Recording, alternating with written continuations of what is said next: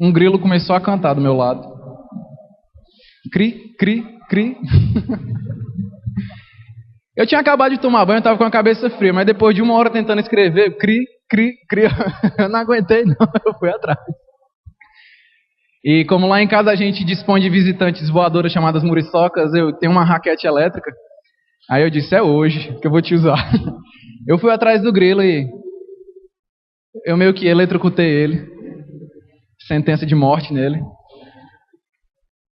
E aí depois a Fernanda chega, a gente conversou, passou um tempo junto, ela foi dormir, eu disse, eu tenho que terminar a pregação. E eu fui terminar a pregação e quando eu sento e começo a escrever de novo, cri, cri, aí eu, tá bom? Sei que tivesse morrido. E aí eu fui atrás dele de novo, mas eu pensei o seguinte, que toda vez que a gente vai pregar alguma coisa, a gente sempre vai ser testado em relação àquilo. Eu pensei, esse grilo só pode ser a minha cruz. Mas na verdade eu é que era a cruz do grilo.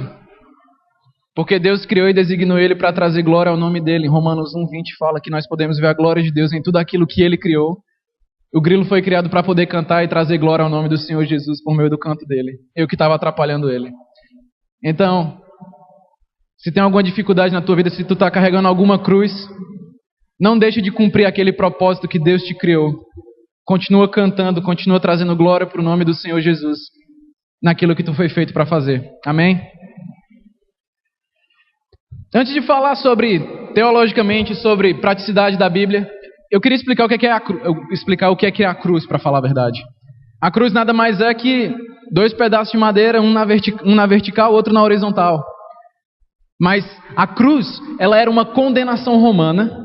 Essa condenação romana, o condenado à morte, ele ia carregar uma viga nas costas. Ele ia para o lugar da crucificação com ela amarrada. Dependendo se fosse muitas pessoas sendo crucificadas, a pessoa que ia ser crucificada, ela ia ter o braço dela amarrado naquela viga de madeira.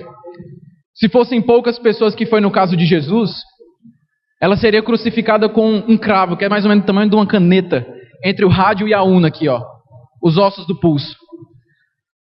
Logo, aquela dor ali era mais ou menos era insustentável. Se você fosse só amarrado, você ia levar um cravo na mão. Se você não fosse amarrado, você ia levar um cravo no pulso. Você poderia ter ou não um apoio para os seus pés, que você ia ficar tendo seu apoio lá. Esse apoio que você recebia para os seus pés ou para o seu quadril era para aumentar o seu sofrimento. Se a gente prestar atenção nas Escrituras, Jesus passou mais de 3 horas crucificado. Provavelmente de 3 a 6 horas. O que foi que fez ele aguentar tudo isso? Provavelmente um suporte nos pés. Tanto é que quando Jesus morreu, a terra tremeu. Os líderes judeus, eles disseram o quê? Quebra as pernas desse povo aí, que é para morrer mais rápido. Por quê? Se você quebra as pernas da pessoa, ela fica sem força nas pernas. Ontem eu jogando bola, eu dei uma entrada no irmão. A gente dividiu bola e eu não consegui andar direito depois não. E eu nem quebrei minha perna, só fiz machucar. Mal estou conseguindo andar hoje. Imagina uma pessoa com a perna quebrada se sustentar.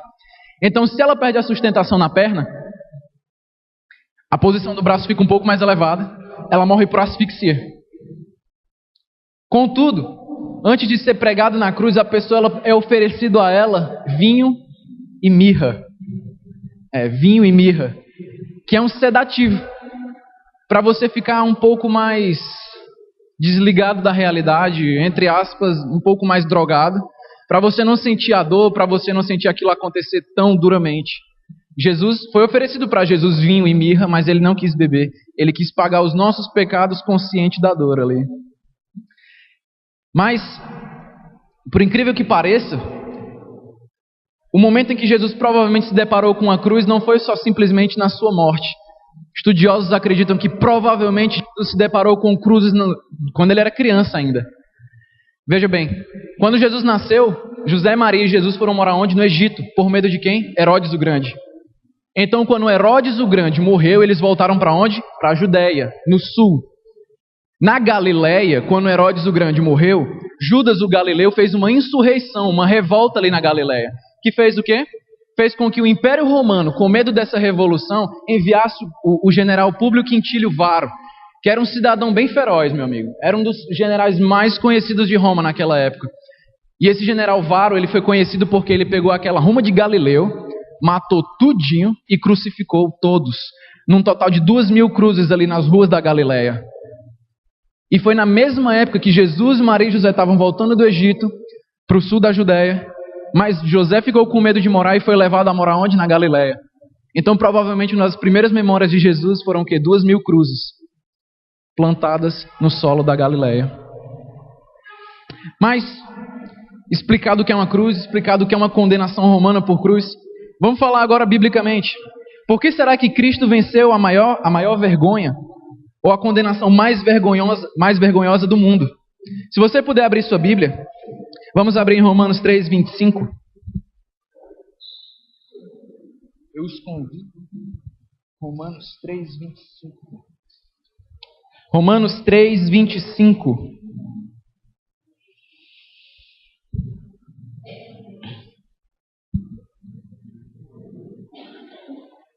A cruz de Cristo serviu para mostrar a supremacia, a soberania de Deus de forma justa. Pergunta: Deus é soberano? Deus é supremo? Se Deus é soberano e supremo, por que Ele precisava que alguém morresse para perdoar os nossos pecados? Ele não podia fazer tudo? Então por que Ele não podia nos perdoar? Resposta: porque Deus é justo. Antes da gente ler, se Deus perdoasse os nossos pecados sem a morte de Jesus, isso não traria glória ao nome dele. Ele não poderia simplesmente esquecer os nossos pecados, fingir que eles não existiram.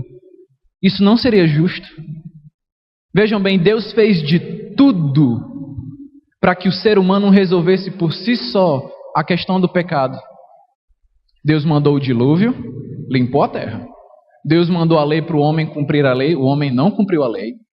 Deus mandou reis, juízes, líderes, ninguém seguiu os planos do Senhor.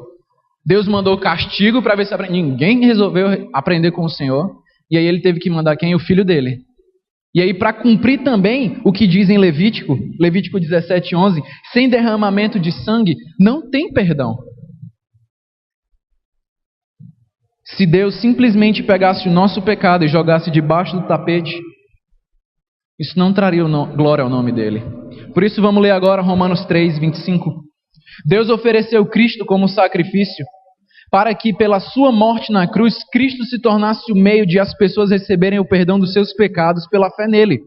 Deus quis mostrar com isso que ele é justo.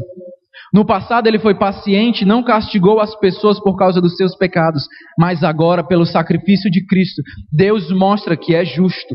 Assim, ele é justo e aceita os que creem em Jesus. Segunda forma como a cruz de Cristo demonstra a supremacia e a soberania de Deus, demonstra como misericordiosa. Romanos 8, 32. Lembre-se do seguinte: nós seremos sempre melhores tratados do que nós merecemos por Deus. Nós não merecemos o amor dele, nós não merecemos o favor dele, nós nem merecemos a satisfação dele. Deus não deve satisfação a nós, mas ele nos deu amor. Romanos 8, 32. Porque ele nem mesmo deixou de entregar o próprio filho, mas ofereceu por todos nós. Se ele nos deu o seu filho, será que não nos dará também todas as coisas? Terceira forma como a cruz de Cristo demonstra a supremacia e a soberania de Deus de forma amorosa. Romanos 5, 8. De forma amorosa. Mas Deus nos mostrou o quanto nos ama. Cristo morreu por nós quando ainda vivíamos no pecado. É interessante nós pararmos e pensarmos no seguinte: que Jesus morreu naquela cruz, ele não tinha obrigação de fazer aquilo. Mas Deus deu aquela tarefa para ele, porque ele sabia que ele iria cumprir aquela tarefa por nós. Mas, olhando para Jesus, nós vemos uma cruz e sabemos que uma cruz não é uma coisa tão boa. Nós vemos que uma cruz é uma coisa pesada, que é uma coisa que rasga a nossa pele, que é uma coisa que nos machuca. E ainda hoje, se você conversar com uma pessoa e ela estiver indignada com alguma coisa, alguma situação, ela vai dizer: isso é uma cruz na minha vida. Essa criatura aqui é uma cruz para mim. Isso aqui é a cruz que eu carrego. Hoje ainda o termo cruz é como se fosse uma situação de castigo, uma situação de peso, uma situação que você não está gostando. Então, quando você tem uma cruz na sua vida, na nossa vida, o que é que a gente pode fazer? Tem duas coisas que a gente pode fazer. Ou a gente pode ficar parado, sem fazer nada e só reclamar. Ou a gente pode se decidir fazer alguma coisa e resolver aquela situação. Puxa vida, estou com tanta conta para pagar.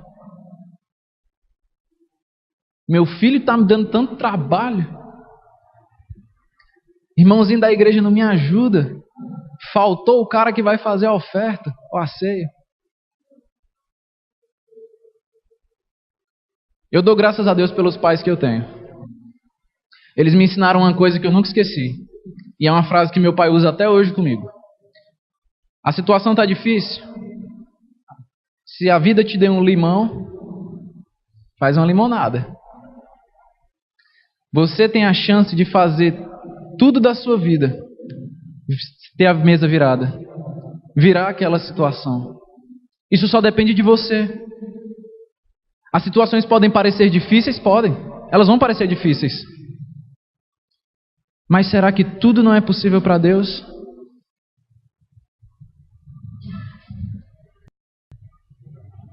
Segundo Coríntios 9 fala que Deus nunca vai deixar faltar sementes na nossa vida. Nunca vai deixar faltar sementes na nossa vida.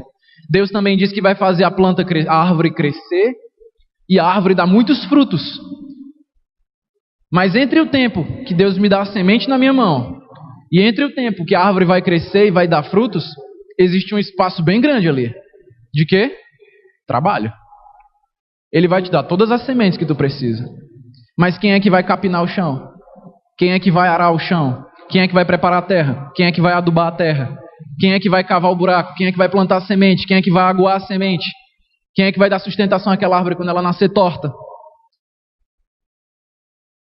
Do período que Deus te dá a semente até o período que a árvore cresce e dá fruto, a gente tem que trabalhar, a gente tem que agir, a gente tem que dizer não para os nossos desejos e sim para a vontade de Deus. Se a tentação parece pesada demais, você está sendo tentado do mesmo jeito que os seus irmãos estão sendo tentados. 1 Coríntios 10, 13. O autor de Hebreus fala que Cristo foi tentado e venceu para ajudar aqueles que estão sendo também tentados. Toda situação pode ser vencida. Qualquer situação difícil pode ser superada. Ninguém é tentado além das suas próprias forças. Ou então, como o próprio Deus fala para Caim lá em Gênesis, o pecado está à porta e cabe a você dominá-lo. Deus não deu situação difícil o suficiente para que você não possa superar. Aí a gente entra com o exemplo do grilo. Você pode levar uma raquetada da vida. Você pode levar outra raquetada da vida. Você pode estar prostrado no chão sem força de fazer nada. Mas continue fazendo com alegria aquilo que Deus te criou para fazer, que foi trazer glória ao nome dele. E é esse o exemplo de Cristo lá na cruz. Vamos lembrar sempre do seguinte: Jesus estava sendo crucificado. Mas a maneira pela qual ele foi crucificado fez com que o cara que estava crucificando ele dissesse: rapaz, tu é filho de Deus mesmo, né? O comandante das forças romanas que estava lá crucificando ele parou e disse: rapaz, esse cara é o filho de Deus. E eu crucifiquei ele. Vixe. Jesus estava passando o pior momento da vida dele. Mas ele passou por aquele momento de uma forma que o nome de Deus fosse glorificado. Nós devemos também fazer o mesmo. Lucas 9, 23, o próprio Jesus diz: quem quiser me seguir, tome a sua cruz e siga-me. Tem uma dificuldade, tem um pecado, tem uma vergonha, tem uma provação. Cristo vai te dar força para superar ela. Quarta parte dessa pregação é o que a cruz significa em termos de salvação para a gente. A cruz é a prova de imerecida vida que nós recebemos. João 3,16, porque Deus amou o mundo de tal maneira que deu o seu único filho para que todo aquele que nele crê não morra, mas tenha a vida eterna. Nós não merecíamos a vida de Cristo. É a prova de perdão. Romanos 5,10, nós éramos seus inimigos, mas Deus nos tornou amigos ou filhos pela morte do Senhor Jesus.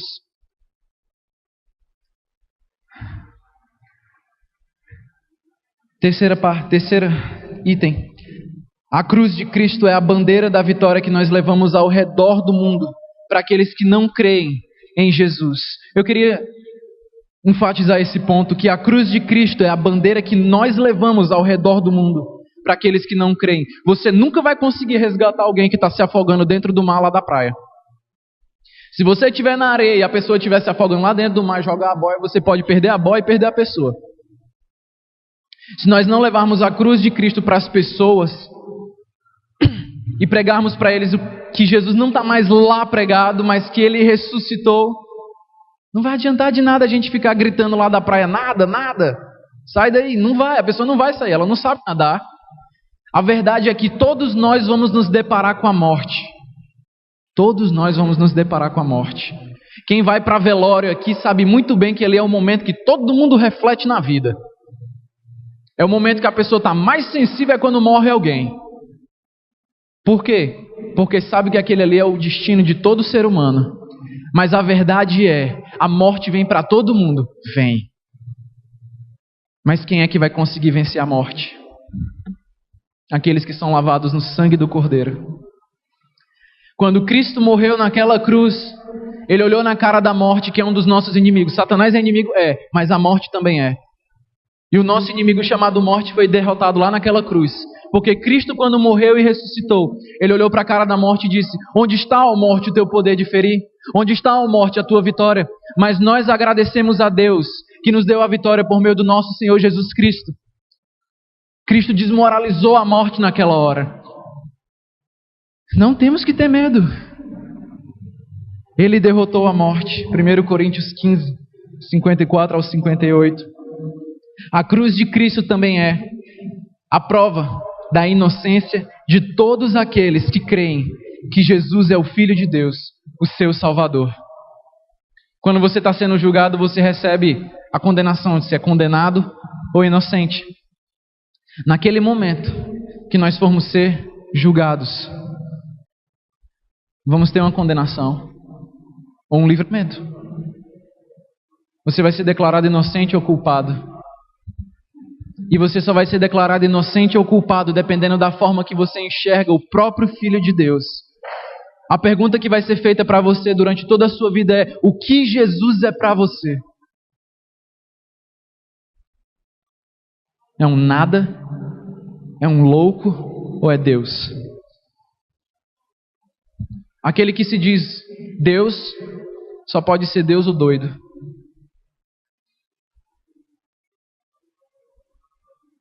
Romanos 8:1, nós acabamos de cantar, diz que agora já não existe nenhuma condenação para as pessoas que estão unidas com Cristo Jesus.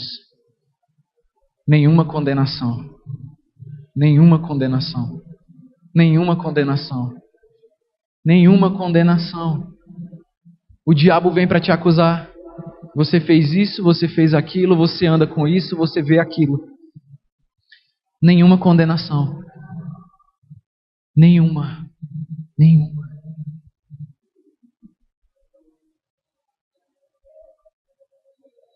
Sabe o seu pai, a sua mãe? Sabe o seu irmão, a sua esposa? Sabe os seus filhos, os seus sobrinhos? Todos eles, um dia, vão encarar a morte.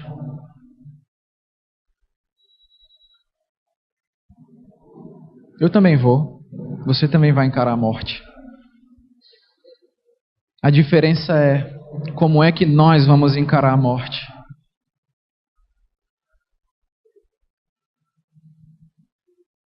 Mas uma coisa que nós também devemos parar para pensar é que nós somos aqueles que seguram as boias que podem salvar as pessoas que estão se afogando. Nós muitas vezes seguramos as boias e vemos as pessoas se afogarem. Não fazemos nada. Deixa se afogar. Você merece. Você quis pular. Você disse que eu não podia te salvar? Você disse que eu não tinha boia? Tá aí, vai ficar sem boia agora. Tu não falou que a minha boia estava furada? Fica aí, se afoga. Vai só agora. Nós, como igreja, temos que sair distribuindo boias para todo mundo. Todo mundo. E viver essa alegria que Cristo tem colocado no nosso coração de ouvir: você é inocente. Você é inocente. A nossa missão não é salvar ninguém. Deus nos chamou para falarmos da salvação. O nosso trabalho é simplesmente falar e agir. Não é salvar. Quem salva é Deus. O que é a cruz? Começou com uma punição. Passou a ser um peso na nossa vida. Pôde ser um objeto de vergonha no mundo todo. Mas hoje, ela é a prova da nossa inocência. Porque como nós vamos comemorar daqui a algumas semanas, o nosso Senhor, o nosso Salvador, não está mais pregado nela. Ele ressuscitou. Ele levantou. Ele olhou nos olhos da morte e disse: onde está, ó morte, a tua vitória? Onde está, ó morte, o teu poder de ferir? Onde está, inferno, a tua vitória? Onde está, inferno, o teu poder de ferir? Cristo nos libertou, nos salvou, para que nós pudéssemos fazer o mesmo pelos nossos irmãos. Que o Senhor nos abençoe, que o Senhor nos guarde.